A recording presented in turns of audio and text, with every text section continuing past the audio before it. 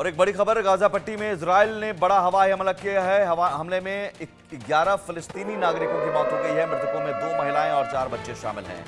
Israel Hamas के संघर्ष विराम समझौते को ये झटका माना जा रहा है हमला, क्योंकि पिछले कुछ दिनों से दोनों के बीच संघर्ष विराम समझौते को लेकर बातचीत चल रही है हमास और इजराइल के बीच, और इसमें लगभग इस समझौता होने के करीब है। बंधकों की रिहाई के मुद्दे पर सहमति लगभग बन गई है, ये खबर है। लेकिन इसके बीच इजराइल ने जो हमला किया जिसमें 11 फलस्तीनी नागरिकों की मौत हो गई, क्या अब ये समझौता अटक जाएगा, संघर्ष विराम नहीं होगा?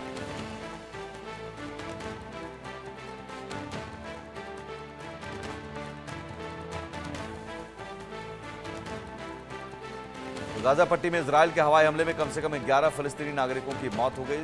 स्वास्थ्य अधिकारियों ने मंगलवार को जानकारी दी और ये बताया कि गाजा में इससे पहले हुए हमलों में कम से कम 18 लोगों की जान चली गई थी, जिनमें 2 महिलाएं और 4 बच्चे शामिल हैं। हालिया हमले ऐसे समय में हुए जब इजराइल और हमास पिछले 15 महीने से जारी युद्ध को समाप्त करने और बंधकों को रिहा करने के लिए संघर्ष विराम समझौते पर सहमत होने के करीब हैं। और ये बताया गया कि हमास ने गाजा पट्टी में संघर्ष विराम और बंधकों की रिहाई के लिए एक मसौदा समझौते को स्वीकार कर लिया है। बातचीत में प्रगति की खबर है, लेकिन ब्यौरे को अंतिम रूप दिया जा रहा है। लेकिन इस बीच ये हमला संघर्ष विराम की उन तमाम कोशिशों पर पानी फेर सकता है और हमास की तरफ से भी जवाबी पलटवार किया जा सकता है। तो क्या ये युद्ध अभी नहीं थमेगा? तो एक तरफ इजराइल हमास के साथ संघर्ष विराम की बातें कर रहा है, संघर्ष विराम की कोशिशों में जुटा हुआ है बंधकों की रिहाई के लिए। हालांकि इस सीज फायर को लेकर इजराइल में ही दो फाड़ है, इजराइल में ही विरोध हो रहा है। कुछ लोग विरोध इस बात पर कर रहे हैं कि आप आतंकियों के सामने सरेंडर क्यों कर रहे हैं, लेकिन कुछ प्रदर्शनकारी प्रदर्शन कर रहे हैं ताकि सीज फायर हो सके और बंधकों की रिहाई हो सके। तो सवाल यह है कि अब क्या सीज फायर हो पाएगा इस हमले के बाद, हवाई हमले के बाद? और हवाई हमला अगर इजराइल ने किया तो इजराइल को भी पता होगा कि इस हमले का असर क्या हो सकता है। इस हमले का असर यह हो सकता है कि संघर्ष विराम समझौता रुक जाएगा। अजय जांडियाल हमारे से जुड़े हुए हैं। अजय, एक तरफ संघर्ष विराम समझौते को लेकर बातचीत और दूसरी तरफ यह हवाई हमला, इजराइल चाहता क्या है? देखिए, बिल्कुल अगर आप देखें तो ये जो हुआ है ये साफ अंदेशा बता देता है कि कहीं ना कहीं इजराइल और हमास के बीच जो युद्ध के अंत होने की संभावनाएं हैं वो बहुत कम है। क्योंकि आप सोचिए कि एक तरफ सीजफायर की बात हुई और कहा गया कि जो 33 जो बंधक हैं उनको जो है वो छोड़ा जा सकता है, उनको लेकर जो है वो चर्चाओं का जो है वो सिलसिला चल रहा था। मगर उसी बीच इजराइल का ताजा हमला गाजा पट्टी पे जो हुआ है जिसमें कुछ लोग मारे गए हैं, वो अपने आप में बताता है कि कहीं ना कहीं इजराइल की तरफ से भी ये साफ कर दिया गया है कि ये जो सिलसिला है ये रुकेगा नहीं और लगातार जो है वो टारगेट किया जाएगा। वजह क्या है इजराइल ने अभी इस पे साफ नहीं किया है, मगर इजराइल इस पे कुछ ना कुछ स्टेटमेंट जरूर इशू करेगा।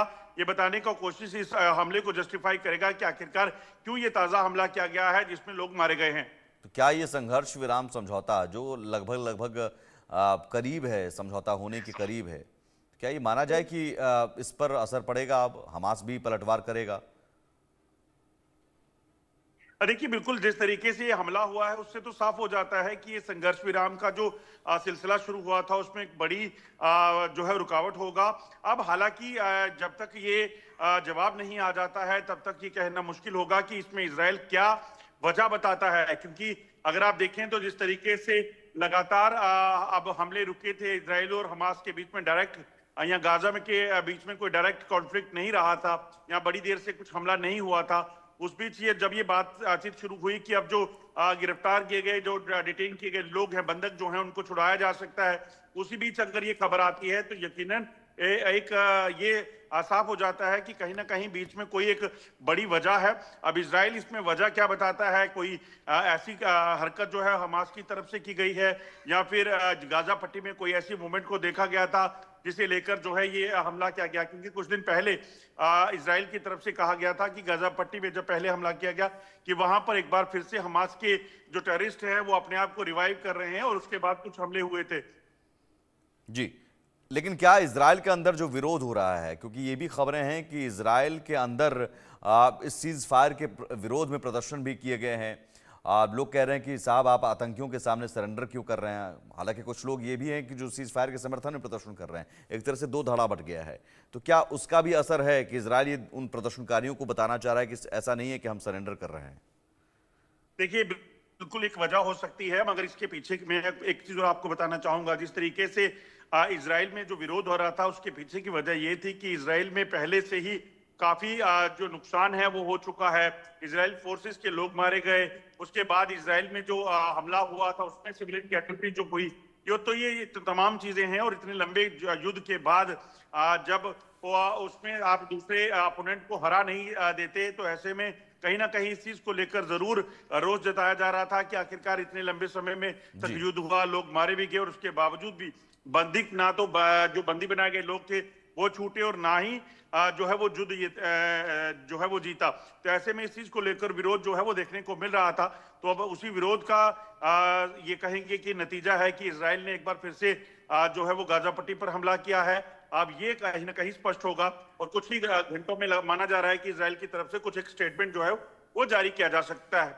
ठीक है, बहुत शुक्रिया अजय तमाम जानकारी के लिए। अब देखना होगा संघर्ष विराम समझौते पर इस हमले का क्या असर पड़ता है और ये क्या समझौता